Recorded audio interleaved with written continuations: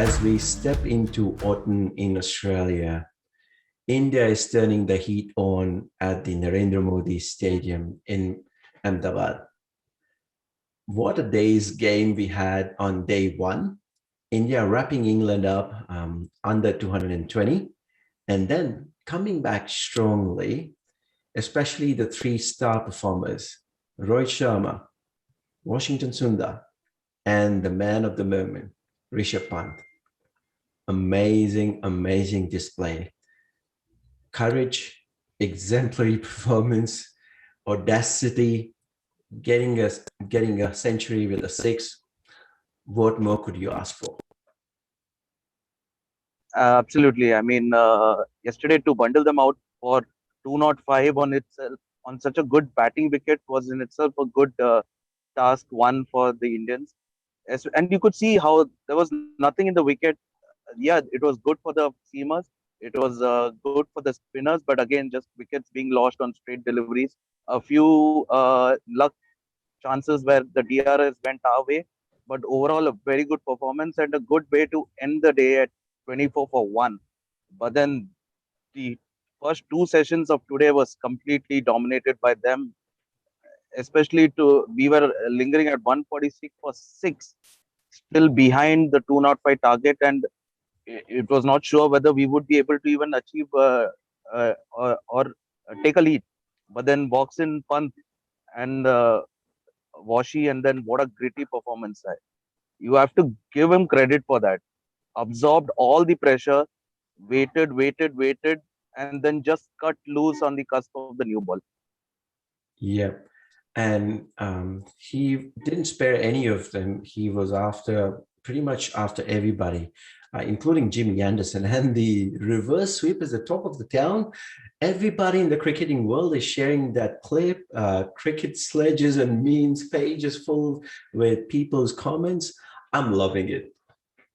Yeah, the audacity of that reverse sweep shot of Jimmy to move into the 90s is something that you generally see in T20 cricket. And you could see glimpses of that in the Gabba test as well when he was chasing down on the final day. The reverse sweep of Lion. You could see where now T20 cricket is showing a couple of its faces in test cricket as well. So this was one of those shots, and it was beautiful to watch this innings. And what he completed 101 of 117 deliveries. Yeah, that's a one-day run rate. 21.5 overs, India had scored 105. That is insane. Yeah, and yeah, so if you compare the runs, how he accumulated them, not just accumulated, he piled them up along with Washington Sundar, the best partnership of the different partnerships we had during the day. And Washington Sundar giving him a good support. And I hope he does well tomorrow when India resume play again on day 3. It'll be a big day for India with the lead already almost 90 runs. And if they get somewhere between 150 to 180 runs, 89, yeah. If you're into the higher 150s, I see England struggling to get near that or past that.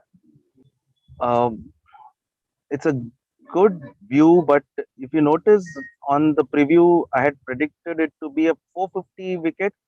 Well, we have reached 294 for 7. I'm not even counting 450, but I think our first initial target should be 350. Mm-hmm. Right. And then take it from how we go moving from there. The problem with Washi is he comes so low down the order that Aksar is generally the last recognized batsman. And you could see last of his few innings where he's like scored 50, 60, 85.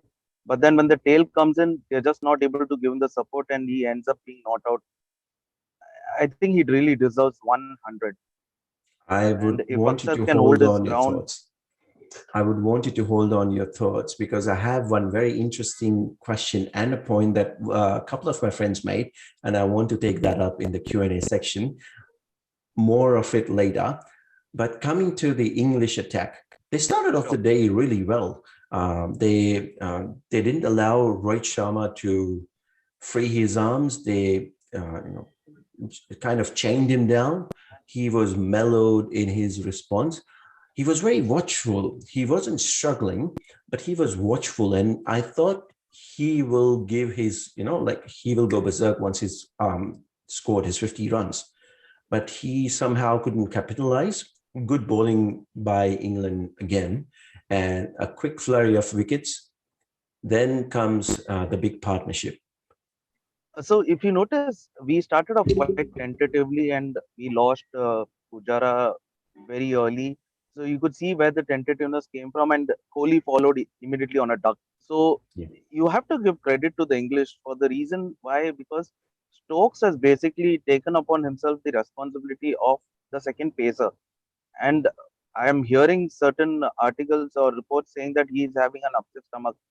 In spite of Mm. all this, he bowled beautifully today. Wow, And even absolutely. Leach, but unfortunately, Best couldn't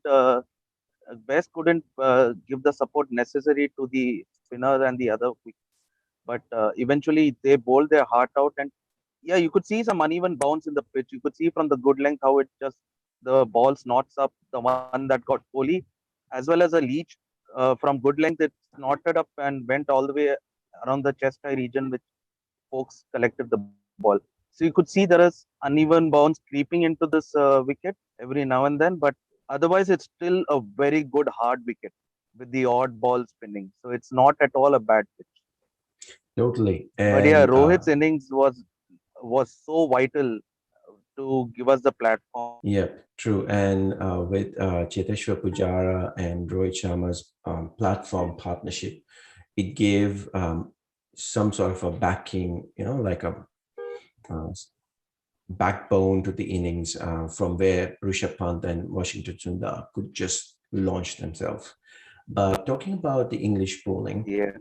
Dom Bess and Jack Leach and Stokes, they all bowled really well. But as the commentators were pointing out, there was some lack of confidence in the spinners' part. Hope the English team works out on these really good bowlers. They have, there's no shortage of talent in these two guys. They're really good bowlers, just a shortage of confidence. And once they get that up and running, I think they should Mhm. be one of the best competitive sides, deserving to be in the top three. And yeah, Well, they have the necessary firepower to compete with any other team. But then when you look at the overall rotational policy, you can clearly see that certain deserving players don't get a chance due to this particular policy. And I feel Moeen Ali should have been playing this test, and Bess is definitely low on confidence. I think moving forward, I can't see the management giving him a long rope. So you could see it will be surprising to see how long can he be playing for this team unless Moeen he Ali is improves back on in the London. domestic circuit. Moeen Ali is back in Yeah, I know London. Moin. Yeah. Yeah, unfortunately Moin is there. So Mm. that's what I'm saying. It's due to this rotational policy that you generally would put your best team out, right? Mm. But here in this case, they're playing with the second fiddle and they're trying out different combinations, which unfortunately will not always work. Well, we have had our share of arguments, debates, discussions. We can go on, but it's the English team that knows well what best suits them. Now, moving Yeah. on to our next section of discussion is the Q&A. And I have a Hmm. very interesting question that my friend Piyush from Auckland and Harish from Mumbai have sent me. So their question is, seeing that Washington Sundar started off his international career in Test cricket really well with a couple of good half centuries, then he had a couple of zeros to follow. And then again today, he scored a good supporting half century to Rishabh Pant's century. What Harish and Piyush want to make a point and want to ask is, what if he could be used as an opener? Because he has got the firepower and he has got that willingness to gel into any role that the team requires them.